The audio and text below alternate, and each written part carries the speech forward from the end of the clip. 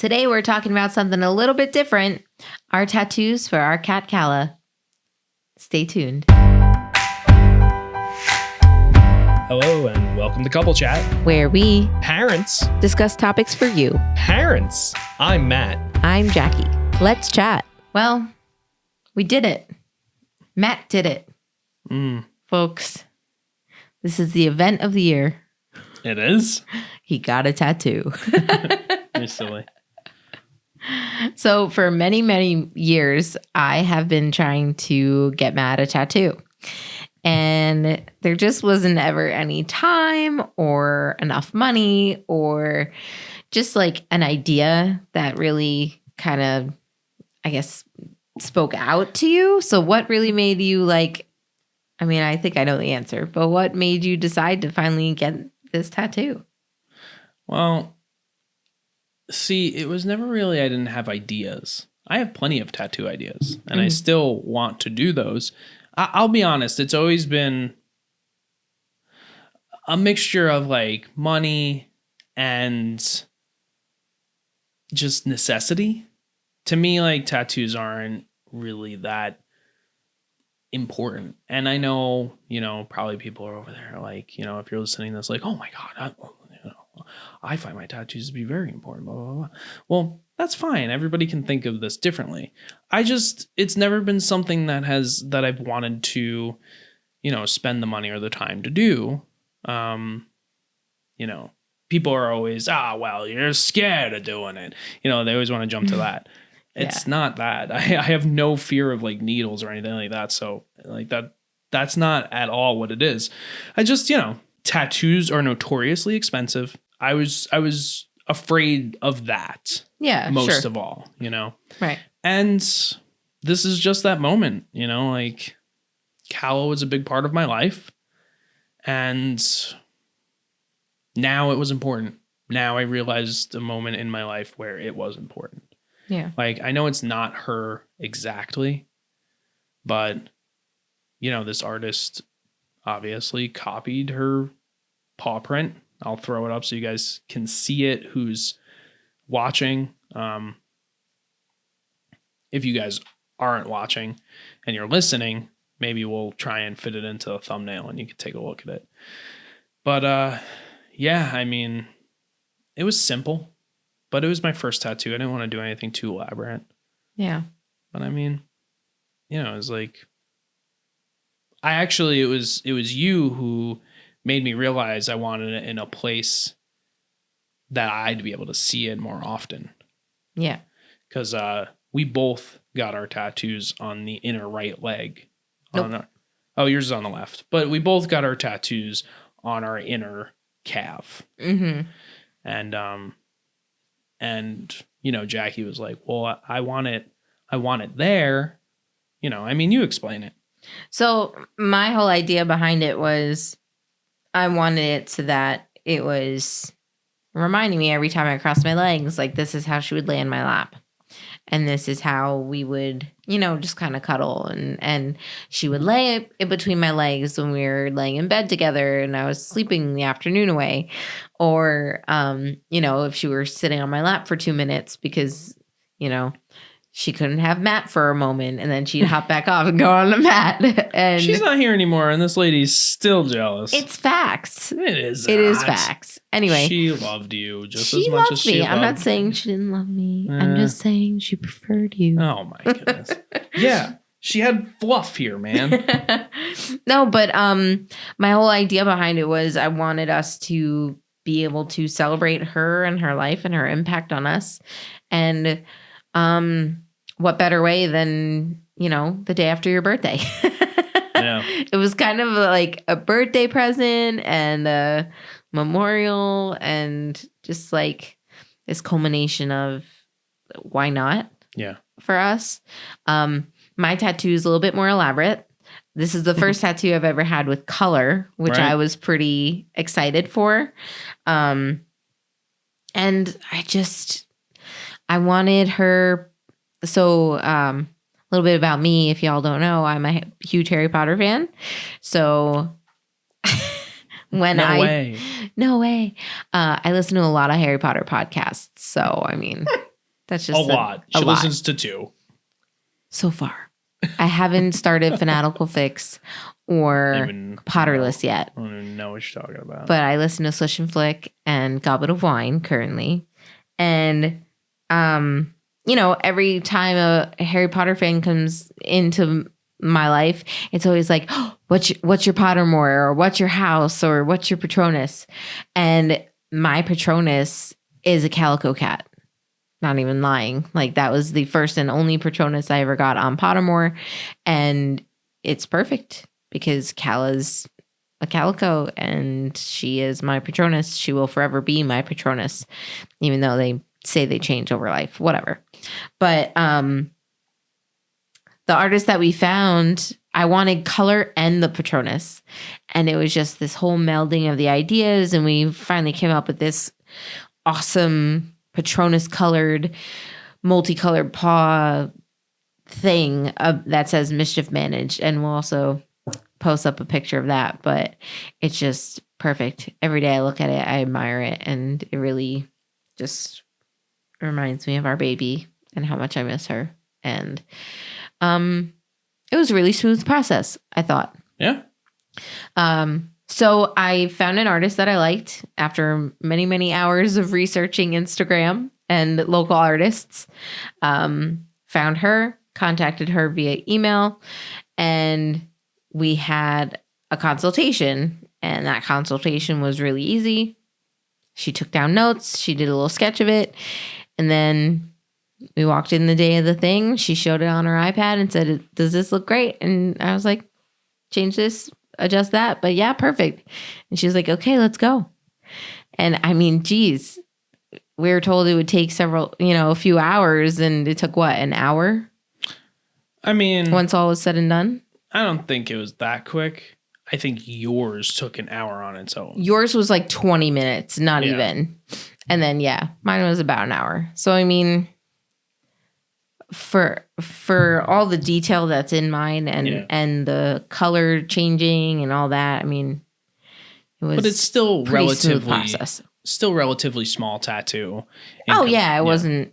It's not a full leg piece or anything. No. Again, Matt said it is on my calf. So when I cross my left leg, it's right there up at the top of my calf, and I can see her paws at all times, as long as I'm not wearing pants, like I should be, because it's winter now.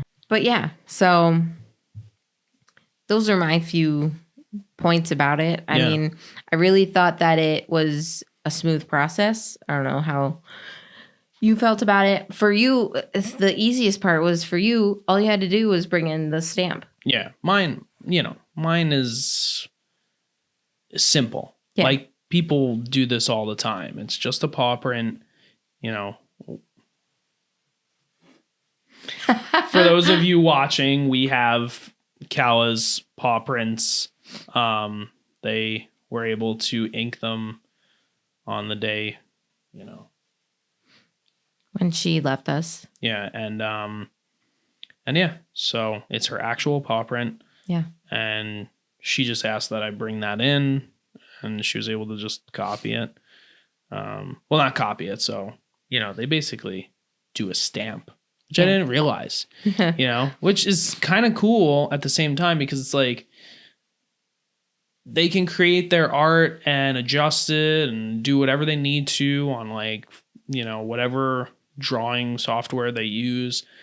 I didn't realize it was like that now. Like, tattoos definitely never used to be that way. I don't know when that transitioned, to like putting that template like on your body before they did it. But yeah, that's pretty cool. Makes it easier on the artist to make sure that they get exactly what you want. Yeah. Because that's the big worry. It's like putting a tattoo on your body is mostly permanent, and it's like, if it's not done right, it's not good. Yeah. I was worried. That was one thing that, and you could talk about this, but that was one thing I was worried about, because Jackie also got another tattoo recently. Yeah.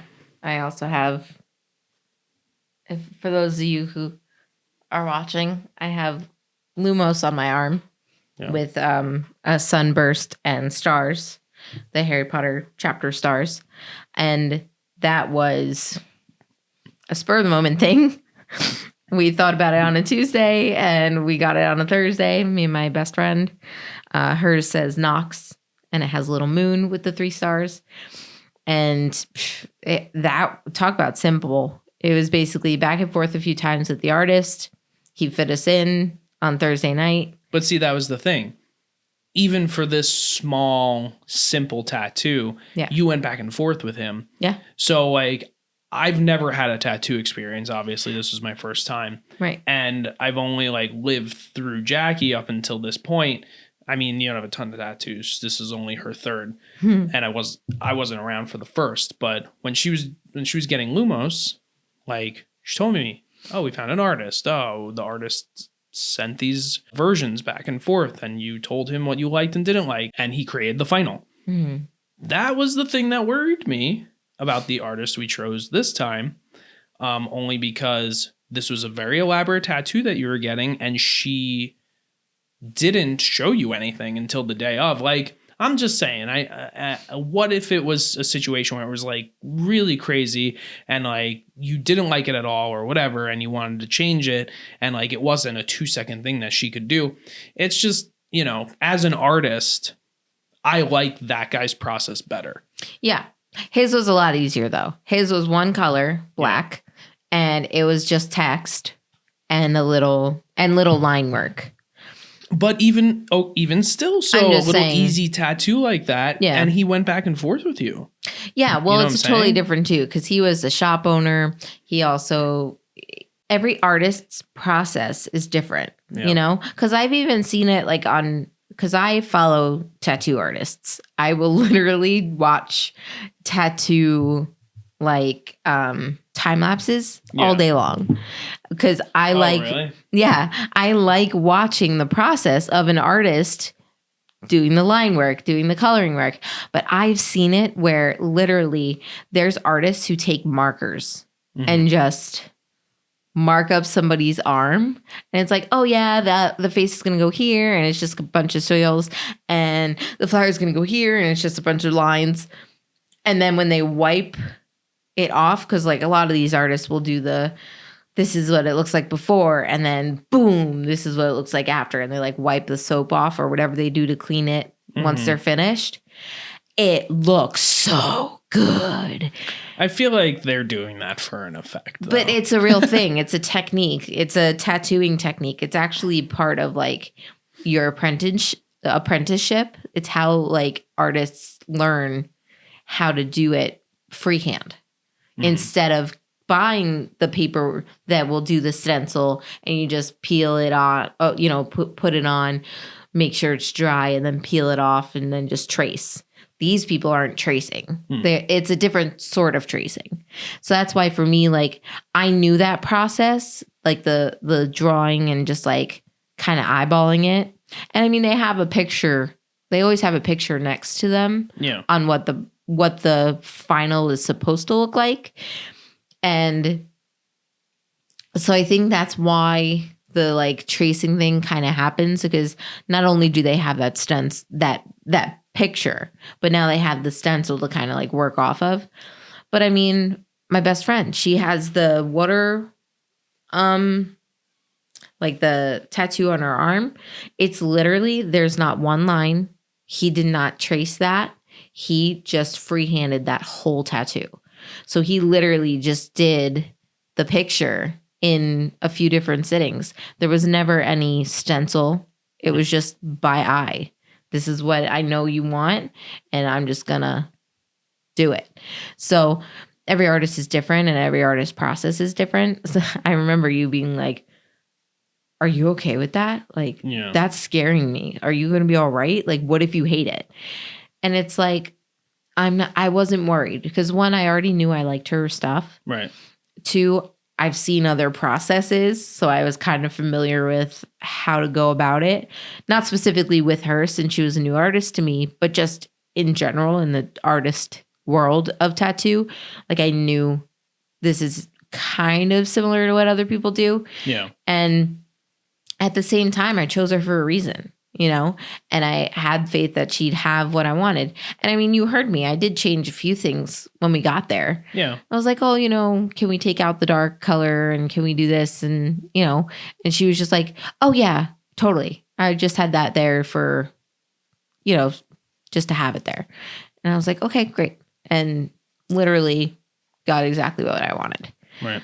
But I totally understand your concern. So that's why we're discussing it today. So for those of you considering getting tattoos, definitely do your research. With this on my arm, it was text. I knew the font I wanted. I knew everything that I wanted included in there. And the artist was willing to go back and forth with me.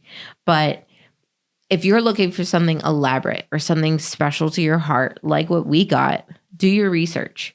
You may not like the artist you're just going to walk in to a random shop with, and they may not be able to give you what you want. Yeah. Or may not be able to do it to your standard or what have you. Like, you want to make sure that when you're researching a tattoo artist and you're looking through their portfolio, that you're favoriting those items. Like on Instagram, they have that saved option. That's literally what I was doing for days. We live in a day and age where it's so easy to find artists and, look at their work and make sure that if whether it's a tattoo or you want to get an art piece done or something, like, yeah, we have that ability to vet people now. Yeah. It's not like the old days where, like, social media has its ups and downs, but this is like a good up. Right. Well, this is these people's business, Right. This artist had her business on her Instagram. She has some personal pictures too, but she had her work on there. That's why I knew I'd trust her with what I needed. But I know so many people who have all these elaborate, crazy ideas, and it's like, yeah, but do you have an artist near you who can do it? Right. You may see these tattoos somewhere, somehow.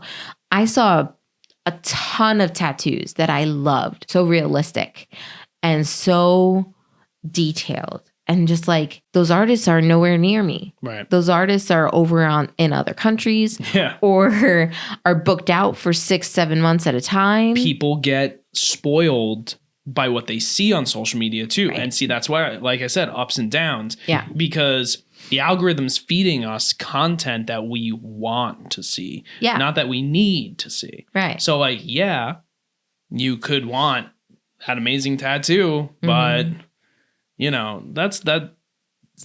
It really all depends on where you are.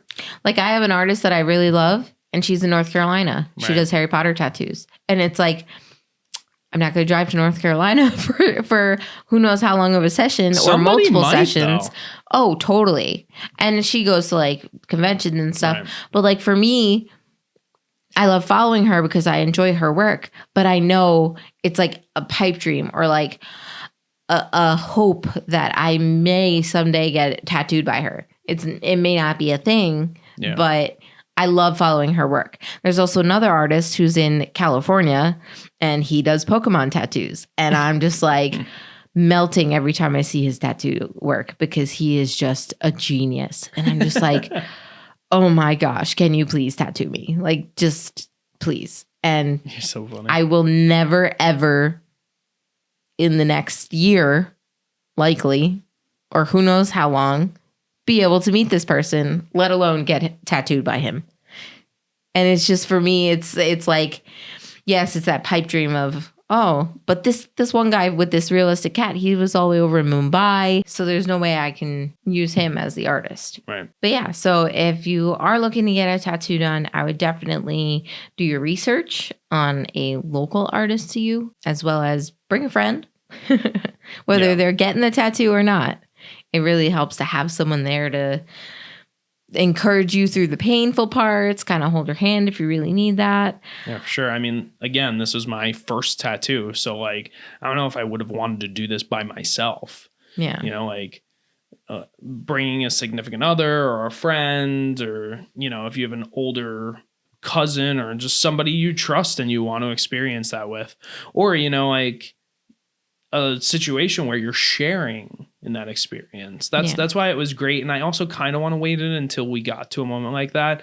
And like, we obviously have marriage tattoo idea that we've been kicking around for 6 years now. But but like this was the perfect moment for both of us to get a tattoo that really, really meant something to us. Mm-hmm. And we are getting that marriage tattoo now that I'm a little more aware of like how much tattoos cost, and like, because I never really did the research. Again, it was like this mythos, like, oh, well, you know, tattoos are really expensive things. I mean, they aren't cheap, but if you're going to get something small and meaningful, you're actually not going to spend that much. Yeah. Like my tattoo is fairly cheap. Yours wasn't really that bad. No. And I mean, what we're getting on our arms isn't going to be really. I was going to say, the one I got on this arm wasn't much either. Yeah. So it really all depends on the stuff you want. Right. And then, I mean, every tattoo I've ever gone for, I've either had a friend or I had you. Right. So like and it's funny because this is my second joint tattoo, but my first time, nobody I was with got one too. Right. It was just me. So it's one of those things where like, you're kind of like the center of attention. So if you don't like that, definitely get like a joint or go with someone who's also getting ink, because that's cool. But it helps having that support system. Yeah. They kind of distract you too. Because like while you're going through this painful experience, you're getting that distraction of, hey, let's chat. And on that note. Yeah. So that was our tattoo experience. That was our memorial to Calla, and we miss her so much. And yeah, literally after I got it, I cried. Yeah. Because it was just perfect. Unfortunately, there's no matter what we do, though, there's just like no resurrection stones. Not in our universe. Yeah. But thank goodness for video, because, you know, something you could definitely appreciate as time goes on. You know, you lose people, you lose pets, and video allows us to stay connected to them. Yeah. So anyway, maybe that will be a topic for another time. For sure. Anyway, I'm Matt. I'm Jackie. Here are the Hahns signing out. Thank you so much for listening to Couple Chat. Make sure to subscribe to us on Spotify or YouTube Music, and check out our YouTube page to see this episode in video. Thank you to Hahn Films for editing and producing this episode. Talk to you soon.